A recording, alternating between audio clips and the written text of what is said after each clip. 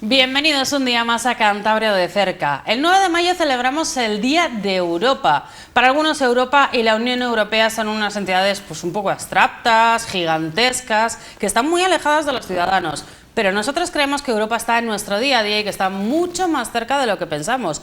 Para ello, y por eso tenemos a nuestra invitada de hoy, Consuelo Hospital, directora de la oficina Cantabria Europa. Bienvenida a Popular Televisión. Pues nada, muchas gracias Laura, gracias por la invitación, encantada de estar aquí después de un día especial como ha sido ayer el día 9 de mayo, que era el Día de Europa. Exactamente, la primera pregunta evidentemente es obligada. ¿Qué es esta oficina? ¿Cuáles son vuestros objetivos? Sí, bueno, pues mira, esta es una unidad administrativa del Gobierno de Cantabria. Nosotros tenemos la Oficina de Asuntos Europeos, que está integrada dentro de la estructura del Gobierno de Cantabria, en la Dirección General de Fondos Europeos, de la Consejería de Economía y Hacienda. Entonces nosotros estamos haciendo ahí un trabajo de información europea, especialmente a la ciudadanía, pero también hacia el interior, y digamos que es un servicio público, un departamento del Gobierno de Cantabria al que hemos sumado pues también un añadido que nos da un gran valor añadido, y es el estar dentro de una red europea, que es la red Europe Direct Cantabria, que nos vincula a la Comisión Europea, y de ahí hacemos nuestro trabajo en materias europeas como servicio público del Gobierno de Cantabria. Estamos hablando de una oficina central, está situada en la Consejería de Economía, en el conocido Palacio del Macho, para todos, para que lo sepan, pero también tenéis puntos de información a lo largo de muchos puntos de la comunidad autónoma. ¿Llegáis a cubrir toda Cantabria? Bueno, pues intentamos llegar a toda Cantabria. Como te decía así al principio, pues nosotros somos un servicio público que queremos llegar a toda la ciudadanía y a todos los rincones de la región. Bueno, ¿cómo hacemos esto? Esto es difícil. Nosotros estamos en Santander, estamos en Hernán Cortés, somos un equipo que normalmente no es muy grande tampoco en cuanto a personas, y entonces ¿cómo hacemos, no? ¿Cómo hacemos para llegar a toda Cantabria y a toda la ciudadanía? Bueno, pues no hay un truco, es intentar asociarte y colaborar con otras instituciones. Y entonces es lo que hacemos. Ya tenemos efectivamente una red de puntos de información europeos en el territorio, puntos de información de proyectos europeos, que también llamamos, porque intentamos que se especialicen en el tema de proyectos y financiación europea. Estamos en la Consejería de Economía, no lo podemos olvidar, y a través de ellos pues queremos un poquitín que sea nuestro brazo en el territorio. Los grupos de acción local están implantados en torno al 70% o algo más, seguramente, de la población de Cantabria, y nosotros nos apoyamos en ello. Entonces, ¿llegamos a toda Cantabria? Lo intentamos, pero también trabajamos con otros ayuntamientos que no están en los grupos de acción local, y también me gusta decirlo, y con otras organizaciones. Trabajamos con la Casa de Europa en Cantabria, trabajamos con Cámara Cantabria, trabajamos con la universidad. Bueno, pues para intentar llegar no solamente a toda la población y a todo el territorio, sino también a todos los sectores, al sector joven, a la empresa, a las personas mayores, en fin. Qué importante es esto de la colaboración. Creo que sí, es clave, realmente. Es una cultura por aprender, la verdad. Sí. Bueno, comentaba, 9 de mayo, celebración del Día de Europa. El lunes 9 de mayo se ha celebrado, pero ¿por qué se eligió este día para celebrarlo? Bueno, pues mira, esto viene del siglo pasado, esto viene de 1950. Bueno, es una fecha histórica y un poco conmemora la declaración de un ministro de Exteriores francés que se llamaba Robert Schuman, la declaración Schuman, que de la mano de uno de los padres fundadores de la Unión Europea, que suena probablemente más, que es Jean Monnet, pues hicieron una declaración que, bueno, pues 5 años después de acabar la Guerra Mundial en el 45, estamos hablando del año 50, pues lo que idearon es, bueno, poner en común el carbón y el acero, la producción del carbón y el acero, para que se evitara conflictos futuros.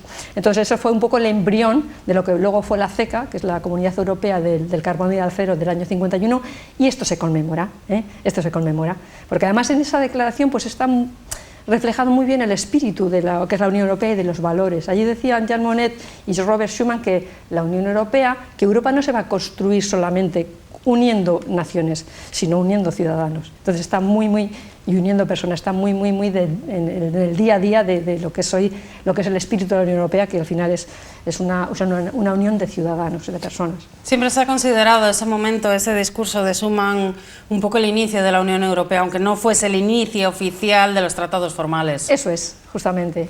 El 9 de mayo habéis celebrado el acto un poco oficial, podríamos decir, acto un poco más institucional, pero habéis estado organizando actividades y tenemos muchas más por delante. Hay una que me ha llamado especialmente la atención, que es un escape room con los colegios. Sí. ¿Estáis buscando estas nuevas fórmulas para comunicaros con la gente? Sí, realmente sí. Bueno, tenemos un conjunto de actividades porque realmente es nuestro momento fuerte, ¿no?, de actividad en el año. O sea, tenemos que conmemorar de alguna manera y no solamente la centramos en un día, como fue el 9 de mayo ayer, sino digamos que todo el mes tenemos actividades. Desde abril tenemos actividades y hasta finales de mayo también. El tema del skate room, pues sí, es una nueva forma de llegar en este caso a los escolares y a la población más joven.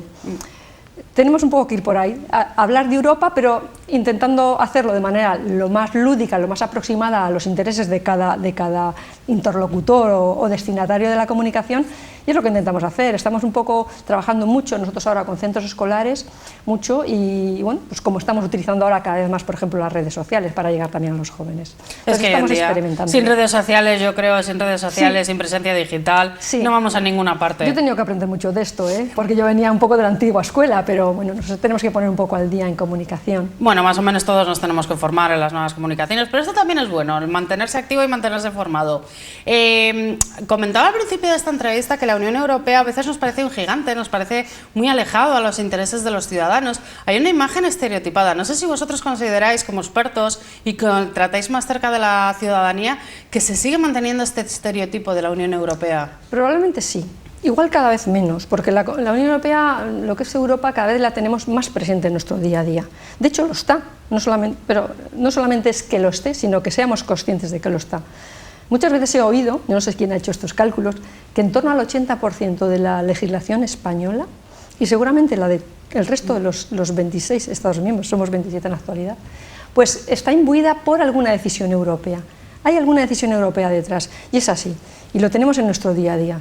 Hace unos años también había una campaña que me viene mucho a la cabeza y que la gente ha olvidado, pero yo llevo muchos años en temas europeos y esto lo recuerdo. Era una campaña del Parlamento Europeo, hablaba de Europa está en la sopa. Y es verdad, porque significa desde que tú te levantas hasta que tú te acuestas, todo lo que tú haces tiene algo de lo europeo. Ahí hay alguna decisión. Desde que enciendes el enchufe, te lavas los dientes, tomas un café, te vas en coche al trabajo. En fin, la Unión Europea está, pero sí que es verdad que todavía la sentimos un poquito alejada. Por eso tiene un poco sentido también el que sigamos funcionando y sigamos estando activos los centros de información europea, y por eso la Comisión Europea también confía mucho. No sé si lo conoces, pero la Comisión Europea confía mucho en el apoyo institucional para hacer comunicación europea. Y no sé si lo conoces, la Unión Europea tiene en España cerca de 37 centros, creo que ahora mismo, si no me equivoco, centros de información europea, los centros Eurodirect, repartidos por toda la geografía, para que sean su cara, la cara de la Unión Europea ante la ciudadanía. Hay más de 400 centros en Europa, entonces la información, la comunicación es muy necesaria, sigue siendo importante y sigue siendo necesario hacer llegar a las personas, a la población, que la Unión Europea está ahí, que todos somos ciudadanos europeos, saber que tenemos que aprovechar las oportunidades y también asociarnos un poquitín, creer en este proyecto. La Unión Europea se ha dado cuenta que sin los ciudadanos pues tampoco tiene un futuro. Y yo no sé si tiene una imagen que consideréis ahora buena o mala. Cierto es, y estoy convencida, que la crisis de 2008 y cómo se trató hizo muchísimo daño a la imagen de la Unión Europea, y esa idea que había de solidaridad, de colaboración de todos los Estados miembros, de los apoyos a los más débiles, bueno, esos hombres de negro que iban por los países fiscalizando las cuentas. ¿Esto se ha conseguido superar, esta imagen? Cierto es lo que dices. Fue un momento bastante crítico y también para la Unión Europea. Yo creo, lo que creo que se puede decir es que se han aprendido las lecciones de esa crisis económica del 2008 que todavía continúa. ¿Cómo se han aprendido esas crisis? Atendiendo e intentando atajar esta crisis de la pandemia del coronavirus realmente. Porque yo creo que la reacción de la Unión Europea ha sido mucho más rápida, mucho más eficaz y mucho más común o más solidaria. Bueno, pues todos lo recordaremos, pues a través de la Unión Europea se han intentado procurar vacunas seguras, que hubiera stock, o se pudieran traer mascarillas, EPIs. Ha habido una muy buena coordinación en el tema de viajes europeos, se ha repatriado a muchos ciudadanos europeos en los peores momentos de la pandemia, Y luego ha habido un elemento que es fundamental y del que todo el mundo hablamos y todo el mundo habla, porque al final es el dinero, ¿no? De ese gran programa, ese instrumento transitorio de solidaridad como es Next Generation EU, que nos trae muchos fondos pues, para que en toda la Unión Europea se pueda recuperar las economías, se pueda al final recuperar, que las personas vuelvan un poco a tener su vida en el sentido de que bueno, pues puedan recuperar sus trabajos, y, en fin, vayamos al futuro pues, de una manera más solidaria y más igual todos los países europeos. Entonces, quiero decir que es una lección probablemente aprendida la de aquellos hombres de negro y de las formas un poco distintas a como yo creo que se han abordado ahora mismo, se ha abordado esta crisis del COVID. De hecho, lo ponen todos los expertos sobre la mesa, las dos formas casi opuestas de tratar dos crisis. La del COVID ha sido también una crisis económica brutal para las empresas, pero se han tratado de dos formas totalmente distintas. Por supuesto, es así. Y ahora mismo en eso está la Unión Europea y en eso están todos los países, porque todo lo que repercute Europa, todo lo que se decide en Europa repercute, digamos, en los Estados miembros. Hay toda una programación de los presupuestos de todos los Estados miembros, una vigilancia, un seguimiento. Ahora mismo los Estados miembros pues tienen que efectivamente que ver cómo diseñan programas pues para obtener esos fondos europeos y un poco ver cómo todos vamos hacia esa economía pues más ecológica, más verde, más digital, sí, más resiliente, que es una de las palabras que todos hemos aprendido en estos últimos tiempos, y también más igualitaria y más solidaria, o sea, que nadie se quede atrás. Un poco esos son los objetivos de la Unión Europea. La verdad es que los objetivos de la Unión Europea son absolutamente, yo creo que son aceptables, serían aceptables por todo el mundo, porque realmente es conseguir que nos vayan mejor las cosas a todos. Sobre el futuro de la Unión Europea y también sobre la importancia que tiene implicar a los ciudadanos, se ha puesto en marcha, yo creo que ha sido el 9 de mayo del 2021, la conferencia sobre el futuro de Europa, en la que se animaba a todos los ciudadanos a participar, a que dejasen sus impresiones, a que dejasen sus ideas sobre lo que debe ser el futuro de Europa. ¿Este tipo de iniciativas funcionan? ¿Los ciudadanos se implican? Pues bueno, creo que ha habido una implicación, o sea, es un proceso novedoso realmente de participación ciudadana, que se inició efectivamente el año pasado y que ayer precisamente pues, se ha clausurado. Y ya se puede obtener un documento, un informe final, donde los ciudadanos han dado su opinión sobre 10 distintas materias que ha puesto a debate la Unión Europea para ver un poco la percepción de las personas, cómo quieren su futuro, cómo se quiere que sea el futuro de la Unión Europea en muy distintas materias. Y bueno, han opinado, si no recuerdo mal, estos días, ayer en las noticias oía que eran, me parece que 49 propuestas diferentes en muchas de las materias, y bueno, esas propuestas pues, probablemente servirán para trasladarlas a la legislación. También servirán tal vez para modificar los tratados y bueno, la gente ha podido opinar. Son procesos democráticos muy interesantes, son nuevos. Aquí en Cantabria estaba recordando que también se ha hecho un proceso un poco similar de participación ciudadana a través de un proyecto que ha liderado la Consejería de Economía, que es Mesa Delibera en Europa.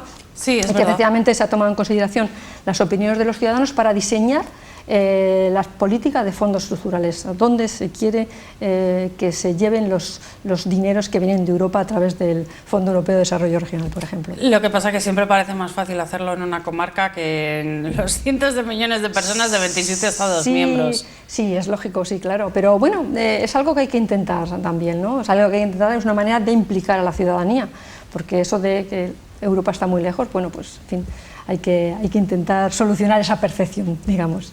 Bueno, y centrándonos en las actividades que lleváis ya a cabo vosotros como oficina, tenéis una especial implicación en la educación, en los colegios. Sí. ¿Por qué tanta actividad? ¿Por qué reforzar tanto esa labor educativa? A ver, creemos que es un poco la base, ¿no? En la educación está la base. O sea, si nosotros lo que queremos es que efectivamente el proceso de construcción europea, que es algo que está vivo, pues siga adelante. Si queremos que las personas se impliquen, que no se vea Bruselas como algo lejano, algo técnico y algo que no te influye, pues tenemos que empezar a introducirlo en los primeros niveles de la educación.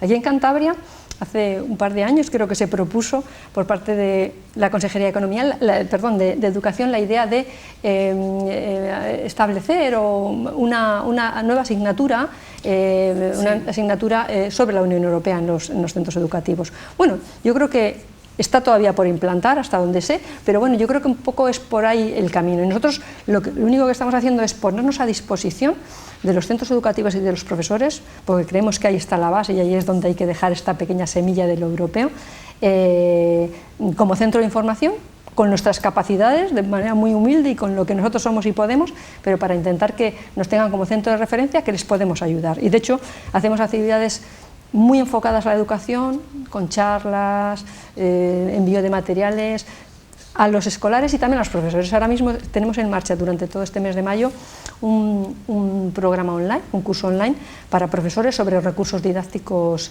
de la Unión Europea, que se llama pues, Europa en las aulas, y bueno, pues con estas cosas pues intentamos poner lo que te comentaba, nuestro pequeño granito de arena también. ¿Se notan los resultados? ¿Se nota que los chavales aprenden? Porque tienen bastante más facilidad que las personas adultas para adquirir todos esos conocimientos nuevos. Sí, yo creo que sí, que los alumnos aprenden, o sea, saben lo que es Europa, lo tienen también muy interiorizado, bueno, conocen la geografía, tienen que ir un poquito más allá, lógicamente, pero yo creo que cada vez más, sobre todo porque yo creo que cada vez también hay más cultura de participación en proyectos europeos y los centros saben que pueden participar en programas como Erasmus+, programas de intercambio para los alumnos, para los profesores y bueno, interactuar un poco de esta manera con otros centros escolares europeos y yo creo que cada vez eso está más presente en los centros escolares de Cantabria. Bueno, precisamente comentabas Erasmus+, y hay dentro de este programa uno que conocemos todos, ya para estudiantes, aunque de una etapa un poco más avanzada, no para los coles, las becas Erasmus. Sí. Son becas de movilidad, no tienen por qué ser solamente la Unión Europea, pero sí que es cierto que la mayoría de las plazas que se ofertan suelen ser Unión Europea. Sí. ¿Aprovechan los alumnos estos viajes que hacen? ¿Notáis esa transferencia del conocimiento y ese mayor aprendizaje? Dicen los que han estado en los programas Erasmus que Erasmus te cambia la vida. Y se lo creen y son muy entusiastas, es verdad, porque bueno, es trasladarte a otro país, vivir otra cultura, hablar con distintas personas, enfrentarte personalmente en una edad muy temprana a situaciones que son complejas, salir de tu casa, hacer tu día a día, las compras, ir al médico.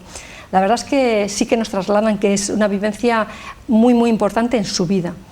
Y también es muy importante cómo se percibe eso, porque muchas veces en el currículum, cuando ellos dicen, pues yo soy un Erasmus, pues eso las empresas lo aprecian también muy bien, porque es una capacidad de saber estar, de haberte movido, ya no solamente es decir, pues esta persona sabe idiomas, ¿ha estado dónde? Está en Francia, pues habrá francés. No solamente es eso. Y la verdad es que sí que es un programa muy interesante, pero que necesitamos también, pues como todo, hacer nuestra pequeña labor de sensibilización. Nosotros también un poco te puedo decir que en este sentido tenemos una campaña también que denominamos Teen Erasmus, la acabamos de llevar a cabo. Sí. Entonces, bueno, nosotros en colaboración con la Universidad de Cantabria, con la Oficina de Relaciones Internacionales y también este año con la Asociación ESN Cantabria, de estudiantes Erasmus, y que apoyan a una asociación a nivel internacional que apoya a los estudiantes Erasmus, pues hemos intentado ir por algunos centros educativos, todos aquellos que han querido recibirnos, llevando a estudiantes Erasmus de la Universidad de Cantabria, de cualquier de otro de los países de la Unión Europea, y que den su testimonio. Eran charlas, no se preparaban nada, nos decíamos, ¿qué preparamos? Nos decían los estudiantes. Nos decía, pues la francesa, una persona de la República Checa. Nada, tú da tu testimonio, estate ahí. Yo he salido de mi casa, estoy participando en este programa Erasmus, estoy aquí en Cantabria y bueno, cuéntales un poquitín cómo te está yendo. Entonces, yo creo que es algo que tiene mucho interés, es el programa estrella de la Unión Europea, es un programa que está vigente desde el año 87 y que cada vez va más. Y que bueno, nosotros también confiamos que con estas pequeñas labores pues, de sensibilización pues, cada vez los estudiantes de Cantabria sean más conscientes, aunque es un programa que yo creo que se conoce bastante. Sí, desde luego que sí, pero también promovéis que haya movilidad en el mercado laboral con Europa, porque a veces parece que en España hay más reticencia a salir, ¿no? En otros países se conoce un poco más esa gran movilidad laboral que tienen y menos problemas. Pues mira, de movilidad laboral también intentamos hacer algo. Nosotros no somos los expertos y los que te podemos hacer una valoración en profundidad de este tema, pero sí que es verdad que como Centro de Información Europea, pues una de las áreas que nosotros tenemos es fomentar la movilidad en todos los sentidos, también la de trabajadores. Entonces, pues contamos muchas veces, y este año también hemos hecho diferentes talleres con la consejera Eures, que llamamos, que está en el Servicio Cántabro de Empleo, y que se encarga de llevar una plataforma, que es una plataforma europea, para procurar ese intercambio, quiero decir, esa movilidad. Bueno, a través de esa plataforma pues un trabajador puede ver cuáles son las ofertas en todo el nivel europeo, Las empresas también pueden ver el currículum de personas demandantes de empleo y que quieran ir a sus otros destinos a trabajar a otros países. Y bueno, existe, es decir, las posibilidades son muchas, existe, no sé si es suficientemente conocido, pero existe. Hay muchas dificultades también, como son el idioma, y muchos consejos que dar, pero para eso están precisamente los consejeros EURES con los que normalmente trabajamos, y con otras personas que llevan pues también otra serie de herramientas como Europass, como el reconocimiento de titulaciones, que también son elementos muy necesarios cuando te estás pensando trasladarte a otro país a trabajar, por ejemplo. Hay un colectivo del que no os habéis olvidado, la Juventud Rural. Estamos hablando del programa, se llama JR21, este programa. ¿Estamos hablando de condicionantes diferentes con la Juventud Rural? ¿Tienen otros intereses o son similares al resto de juventud? Porque la urbana siempre parece que es más dinámica en este sentido. Sí. Bueno, mira, esto es un proyecto, sí, que ha tenido mucho interés y además ha tenido un gran reflejo en la prensa, y bastante novedoso y creemos que interesante. Es un proyecto que han liderado los grupos de acción local a través de los 5 puntos de información europeos que dependen de la Consejería de Economía, que son un poco parte de nuestra red europea, y ha sido un proyecto que ha sido preparado también con la colaboración de la Oficina de Proyectos Europeos del Gobierno de Cantabria, que bueno, yo creo que es interesante también conocerlo, ¿no? Y las posibilidades que puede ofrecer desde esa oficina, pues para que cada vez haya más entidades que puedan preparar proyectos europeos, sobre todo entidades públicas. Y ellas han hecho este proyecto con varias sesiones y varios talleres con jóvenes, y bueno, pues yo creo que la percepción que tienen los jóvenes es que las dificultades que tienen son las mismas que cualquier joven, también en una ciudad, pero tal vez con algunos condicionantes mayores. La problemática era ver un poco cómo esos jóvenes pueden fijarse en el territorio realmente y no se marchan de sus pueblos. Pero las problemáticas probablemente sean comunes, aunque digamos un poco más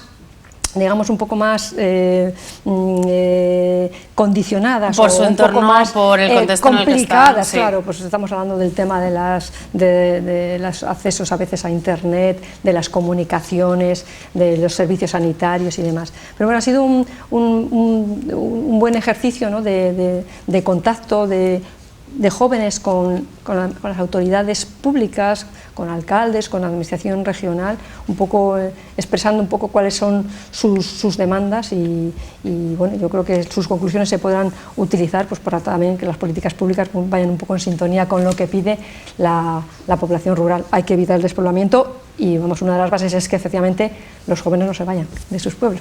Exacto, sí, es otro de los problemas que tiene el medio rural, que no se les vayan todos. Claro. Y un último tema del que me gustaría hablar, la cultura, porque no sé, también se hace mucho hincapié en la importancia de la cultura europea, pero yo no sé si podemos decir que existe una especie de marca cultura europea como tal, o que sea diferente a la del resto del mundo. ¿Cómo lo veis? Bueno, digamos que en Europa compartimos historia, compartimos valores, compartimos una serie de cultura general, nos reconocemos mucho más, digamos, entre los europeos que entre los europeos y los asiáticos, evidentemente, por ejemplo. Y es verdad que hay una dimensión europea de la cultura y que la Unión Europea, digamos, como proceso de construcción, digamos, económico y político, también tiene en cuenta, está en los tratados. La Unión Europea tiene un lema que se llama Unidos en la diversidad. Entonces, unidos en la diversidad, ¿de qué manera?